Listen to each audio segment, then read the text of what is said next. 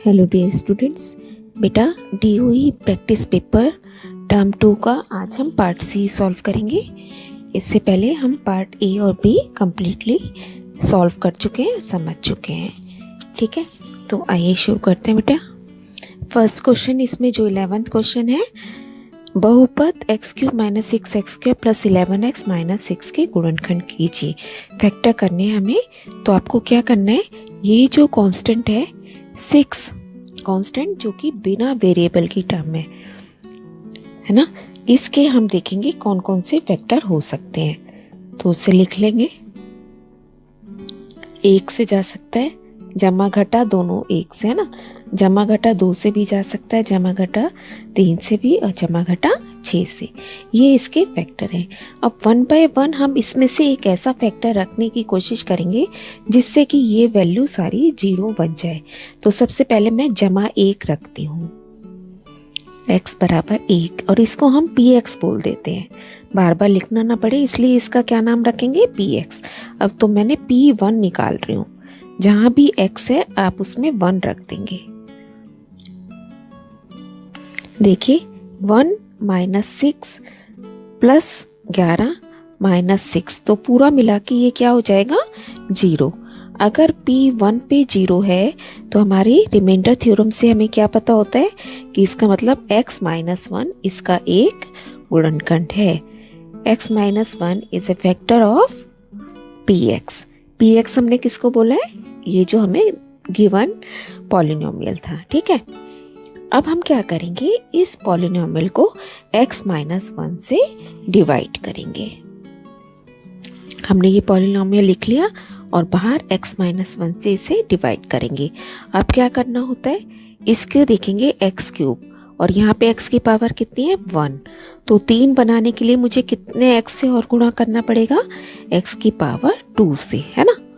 तो ये आपको पता ही है, x की पावर 2 से हम इसको गुणा कर देंगे।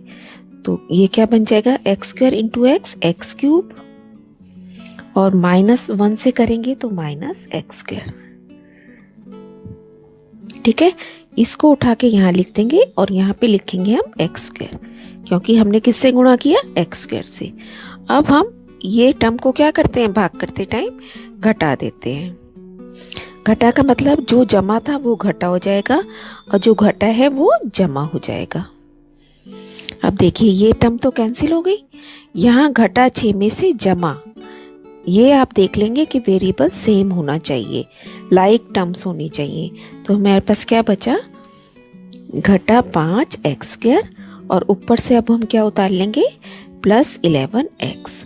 अब फिर से आप इधर का x देखोगे और इधर, एक तो आपको x और चाहिए, x की घात 2 बनाने के लिए, और साथ में एक नंबर भी चाहिए, है ना, घटा 5। तो अब की बार हम किससे गुणा करेंगे, घटा 5x से, जिससे ये सेम बन जाए, घटा 5x। यहाँ आंसर में आप लिख देंगे घटा 5x, और घटा 5x से इसको गुणा करेंगे रफ वर्क में।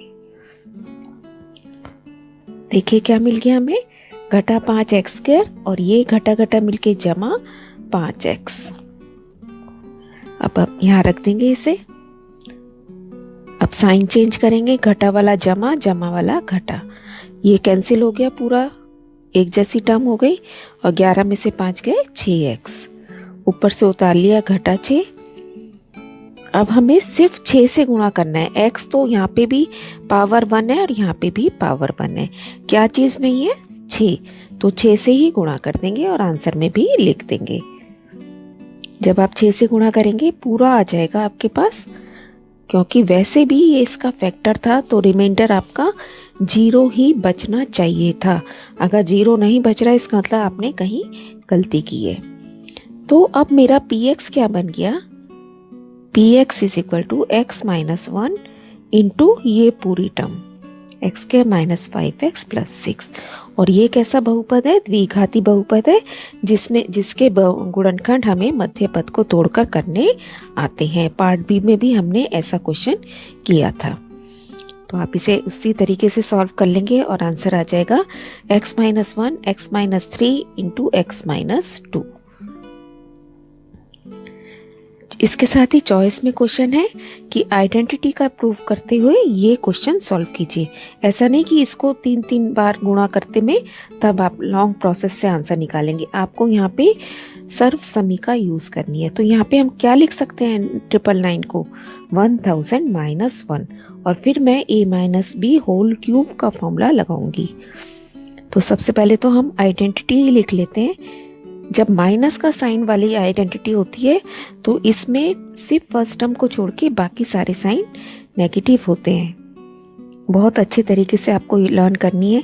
a cube minus B cube minus 3ab और ब्रैकेट में a माइनस बी, जो यहाँ पे है वही ब्रैकेट में। अब a मेरा 999 को हम क्या लिख लेंगे 1001 माइनस 1 का क्यूब। अब ये a हो गया, ये b हो गया। a का क्यूब है ना पहले, तो इसका मतलब 1000 का क्यूब माइनस b माइनस 1 का क्यूब माइनस 3 इंटू 1000 इंटू 1 और ब्रैकेट में 1000 माइनस 1। अब 1000 का क्यूब है, इसका मतलब ये 3 जीरो 3 बार आएंगी। ये बन गया माइनस 1 और ये 3000 गुणा 999। कैलकुलेशन ध्यान से करनी है। सारा कुछ फाइनल करके हमारा आंसर आ गया। देखिए ये, और एक सेकंड पार्ट भी है इसका। Now 103 into 107, this is 100 plus 3 into 100 plus 7। 100 into 100 100 का square plus 100 into 3 plus 7 plus 3 into 7। अब 100 का स्क्वायर हो रहा है, इसका मतलब 2 जीरो 2 बार और आ जाएंगी, मतलब 2 बार आ जाएंगी 2 जीरो। आंसर आ गया सॉल्व करके 11021। और हमने यहाँ पे कौन सी आइडेंटिटी यूज की है x plus A into X plus B is equal to X square plus A plus B into X plus A P. Next है हमारा कंस्ट्रक्शन में से एक हमें ट्रायंगल बनाना है जिसमें Q R is 6 centimetre, angle Q is 60 degree और P R minus P Q is 2 centimetre. तो आपको कंस्ट्रक्शन बेटा सारी रिवाइज करनी है। बहुत ही छोटा सा चैप्टर है और एक क्वेश्चन 100% श्योर है कि आना ही आना है। सारे लिंक साथ में अटैच कर दिए जाएंगे, अदरवाइज आप बहुत बार सीख भी चुके हैं। तो देखिए सबसे पहले आपने एक लाइन ड्रॉ करनी है क्यू आर, जिसका लेंथ कितनी है 6 है। अब मैंने Q के ऊपर एक 60 डिग्री का एंगल बनाना है और इसी लाइन को मैं नीचे तक एक्सटेंड करूंगी। क्या पहचान है कि क्यों नीचे तक एक्सटेंड करते हैं? कब करेंगे आप नीचे तक एक्सटेंड? जब ये जो लाइन है Q, तो आपको P पॉइंट आपको पता है कि यहाँ पे कहीं होगा, है ना, इस लाइन पर। अगर PQ माइनस हो रहा है, PQ माइनस हो रहा है, तब आप इस एंगल वाली लाइन को नीचे तक एक्सटेंड करेंगे और यहाँ पे 2 सेंटीमीटर का कट लगाएंगे नीचे की साइड। अगर जिस पॉइंट पर एंगल दिया गया है वो लाइन माइनस में है, तब आप ये एंगल वाली लाइन को नीचे तक बढ़ाएंगे और उसे उतना कट करेंगे जितना उसका डिफरेंस है। तो अब मैं इसे 2 सेंटीमीटर काट लूँगी और अब इस पॉइंट को हम इस लाइन से मिलाते हैं और इसका हम क्या करते हैं, परपेंडिकुलर बाइसेक्टर करते हैं। तो मुझे यहाँ पे पॉइंट जो ओरिजिनल लाइन को कट कर रहा है वही मेरा P पॉइंट बनेगा। अब P से आप R को मिला देंगे। सारी कंस्ट्रक्शन आपको स्केल और कंपास की हेल्प से करनी है।